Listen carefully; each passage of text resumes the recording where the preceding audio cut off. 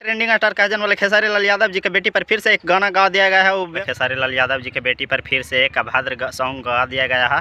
जो आप लोग का पता होगा कि एक वायरल टॉपिक चल रहा था भौजी टेंगे टेंगे वाला, उस गाने पर एक मैथिली सिंगर ने एक गजब का गाना बेहतर खेसारी के बेटी के लेंगे लेंगे करके गाना गा दिया है। और बहुत ही बेशर्म वाला बेहुदा वाला हरकत किया। ऐसे सिंगरों पर बहुत जल्द कार्रवाई होना चाहिए। और इस वीडियो को हम बनाना नहीं चाहते थे, मगर फिर भी कुछ बहुत सारे यूट्यूबरों ने बना दिया था तो लगा कि थोड़ा बहुत हम भी बना दें। सिंगर के नाम है पगला म्यूजिक मैथिली करके एक इस कंपनी पर गाना लाया है। मिथुन नाम का सिंगर है। इस पर जल्द से जल्द कार्रवाई होना चाहिए। और इस वीडियो को ज़्यादा से ज़्यादा शेयर कीजिए। और ज़्यादा कुछ इस वीडियो में हम बोलना नहीं चाहेंगे। ये बेहुदा का ऐसे कलाकारों पर जल्द कार्रवाई होना चाहिए।